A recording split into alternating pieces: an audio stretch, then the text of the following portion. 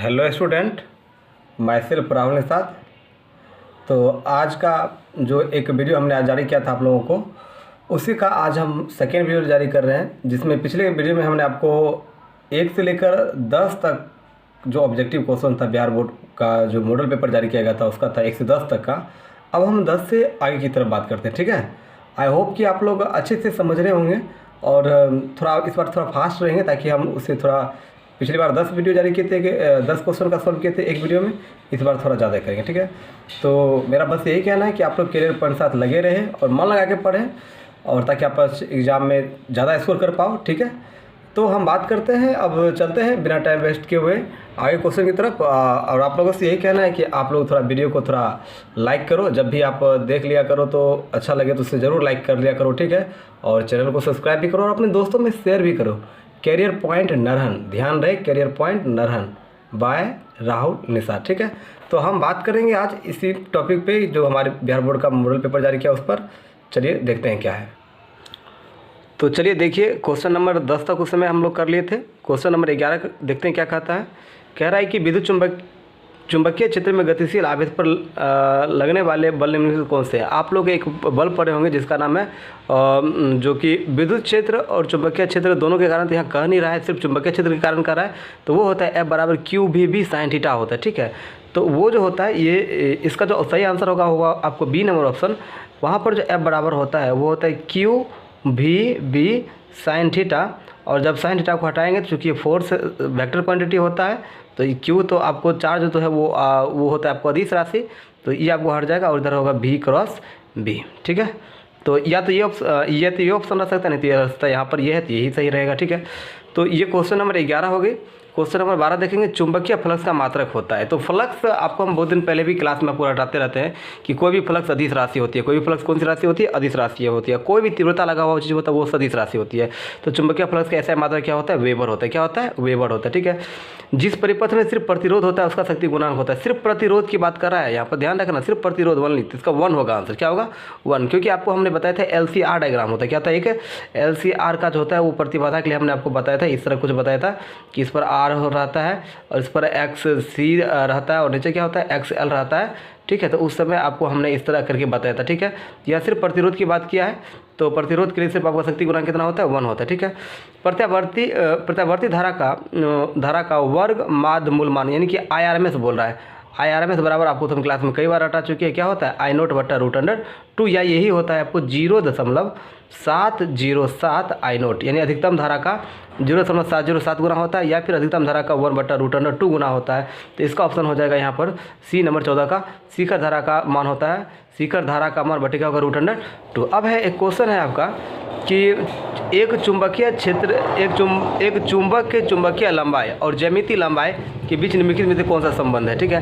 तो ये क्वेश्चन हमने क्लास में जब चुंबक का चैप्टर पढ़ा रहे थे तो आपको हमने बताया था, ठीक है, कि इसमें क्या होता है कि जो कोई अगर चुंबक होता है, ठीक है, अगर कोई चुंबक होता है, जैसे हमने आपको एक फिगर बनाकर अभी बताना चाहेंगे हम आपको, जैसे कि ये मान लीजिए कोई चुंबक है, ठीक है, इसकी लंबाई मान लो टोटल L होता है, लेकिन इसमें एक नॉर्थ पोल होती है और एक क्या होता है यहाँ पर? साउथ पोल होती है।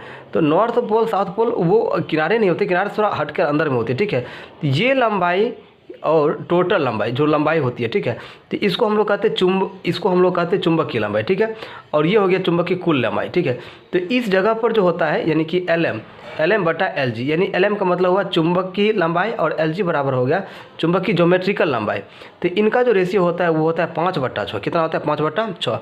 तो यानी कि LG/LM, यानी कि दोनों तरफ उलट देंगे तो हमको हो जाएगा कितना? 6/5 हो जाएगा। तो LG बराबर हो जाएगा 6/5 LM। 6/5 क्या होगा? LM होगा। तो LG बराबर 6/5 LM, यानी कि ऑप्शन नंबर ए इसका सही आंसर होगा, ठीक है। अब आपको हमने बताया था कि पृथ्वी के किसी भी बिंदु पर अगर आप चाहते हैं कि पृथ्वी के चुंबक के कारण, पृथ्वी के जो पास चुंबकीय गुण है उसके कारण अगर किसी भी पॉइंट पर अगर चुंबकीय क्षेत्र की तीव्रता निकालना चाहते हैं तो आपको 3 चीज़ जाना जरूरी होता है, ठीक है। पहला क्या होता है? दिक्पात कोण, दूसरा क्या होता है? नमन कोण, और तीसरा क्या होता है? चुंबकीय क्षेत्र की क्षैतिज घटक। तो जो चुंबकीय क्षेत्र कौन सा होता है? क्षैतिज घटक। तो निम्नलिखित कह रहा है कि यदि BH पृथ्वी के चुंबकीय क्षेत्र का क्षैतिज घटक है और जो है वो डेल क्या है? नमन कोण है, तो पृथ्वी के चुंबकीय क्षेत्र के लिए कौन सही होगा? तो पृथ्वी के चुंबकीय क्षेत्र के लिए, ठीक है, पृथ्वी के चुंबकीय क्षेत्र, तो ये हो जाता है आपको पृथ्वी का जो चुंबकीय क्षेत्र होता है BH बराबर हो जाता है B cos थीटा। ये आपने याद किया होगा, ठीक है। तो हमको पूछ रहा था पृथ्वी का चुंबकीय क्षेत्र, यानी कि B बराबर क्या होगा? तो B बराबर हो जाएगा आपको बी एच बटा क्या कॉस थीटा, ठीक है। तो इसका ऑप्शन ए सही होगा, ना कि बी गलत लगाए हुए थे हमने, ए कह दिया आपको। चुंबकन तीव्रता का इकाई होती है, ठीक है। The unit of intensity of magnetisation ये होता है एम्पियर इंटू मीटर। क्या होता है? Ampere into metre. बड़ा अच्छा क्वेश्चन है, पूछा जाता है ये बिहार बोर्ड में कई बार। चुंबकीय योमयोत्तर, आपको हमने क्लास में बहुत डिटेल से बताया था कि चुंबकीय योमयोत्तर क्या होता है, मैग्नेटिक मेरिडियन क्या होता है। तो मैग्नेटिक मेरिडियन क्या होता है? वास्तव में मैग्नेटिक मेरिडियन क्या होता है? एक लाइन होती है, जो कौन सा लाइन होता है? वो वर्टिकल लाइन होता है। कौन सा लाइन होता है? जो ग्लोब लेकर हमने आपको समझाया था वो बोला, ठीक है। तो इसका ऑप्शन नंबर डी होगा 18 का क्वेश्चन का। 19 नंबर क्वेश्चन है, समान संयोजन में सरल सूक्ष्मदर्शी का आवर्धन क्षमता होता है। तो आवर्धन क्षमता एम बराबर क्या होता है? एम बराबर होता है सरल सूक्ष्मदर्शी का, सिंपल माइक्रोस्कोप पूछ रहा है तो 1 + d बाई क्या होता है? एफ होता है। तो इसका हो जाएगा आपको ऑप्शन नंबर ए सही हो जाएगा। 19 का ऑप्शन नंबर कौन हो जाएगा? ए सही हो जाएगा, ठीक है। समान आंख लेंस की फोकस दूरी लगभग होती है। देखो जो एक स्वस्थ व्यक्ति होता है उसकी जो आंख जो होती है, आप जानते हो मनुष्य के आंख में उत्तल लेंस लगा होता है।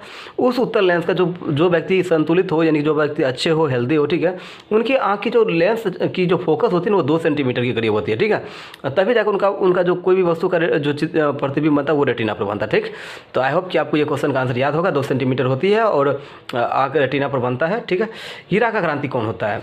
क्या हीरा का क्रांति कौन होता है? ये होता है 24.41। 24 कितनी? 4। हीरा की क्रांति कौन कितनी होती है? 24 कितनी होती है? 4। क्रांति कौन किसको कहते हैं? TIR, टोटल इंस्टेंटेनियस रिफ्लेक्शन और लाइट। जब आपको हम पढ़ाए थे प्रकाश का पूर्ण परिवर्तन, तो उस समय हम बताए थे, ठीक है, कि उस समय हमको आपको बताए थे कि क्रिटिकल एंगल क्या होती है, ठीक है। तो हीरा का क्रांति कोण 24.41 होता है और इसी के कारण हीरा ज़्यादा चमकता भी है। 2 संपर्क उत्तल लेंसों को, कितना आसान क्वेश्चन पूछ रहा है, कह रहा है कि 2 संपर्कित उत्तल लेंसों की समतुल्य लेंस होंगे। आप बताओ, 2 उत्तल लेंस को सटाएंगे तो 2 उत्तल लेंस ही ना बनेगा, ठीक है। तो इसका ऑप्शन नंबर कौन सही होगा? 22 का ए होगा सही, ठीक है। प्रकाशीय तंतु, देखो अभी जस्ट बात की थी TIR का, फिर वही क्वेश्चन पूछ दिया। प्रकाशीय तंतु का मूल सिद्धांत होता है, प्रकाशीय तंतु जो होता है ऑप्टिकल फाइबर जो होता है वो प्रकाश के पूर्ण आंतरिक परावर्तन पर क्या होता है? आधारित होता है। उनका जो होता है वो इसी के प्रिंसिपल पर चलता है, ठीक है। अब समान आंख के लिए स्पष्ट की न्यूनतम दूरी कितनी होती है? 25 सेंटीमीटर होती है। तो सब जानता है, तंत्र से रट के आ रहे हैं आप लोग, ठीक है। तो कैरियर पॉइंट के साथ लगे रहे, जमे रहे और पढ़ते रहें अच्छे से, ठीक है, और ताकि आपको अच्छे से कवर हो सके, ठीक है। और जो नए बच्चे होंगे जो आपको 11 से 12 में जो अभी आ रहे हैं उनके लिए वेलकम है, जल्दी से आइए। और जो मेरा मेन बैच 7 से 9 होता है उसमें जल्दी से आप आकर उसमें आकर आप अपना एडमिशन लीजिए और पढ़िए अच्छे से, ठीक है। हम आपके कैरियर के लिए, आपकी कैरियर बनाने के लिए हमेशा तत्पर रहते हैं, ठीक है। इंद्रधनुष के निर्माण के लिए निम्नलिखित में प्रकाश की कौन सी घटना सही होती है? देखो एक बात बदलाते हैं हमने कि रेनबो जब पढ़ाए थे आपको बताए थे 2 तरह के रेनबो होते हैं, प्राइमरी रेनबो और सेकेंडरी रेनबो। प्राइमरी रेनबो में रेड कलर ऊपर होता है, जबकि सेकेंडरी में रेड कलर क्या होता है? नीचे होता है। प्राइमरी रेनबो जो होता है ना काफ़ी चमकीला होता है और सेकेंडरी रेनबो क्या होता है?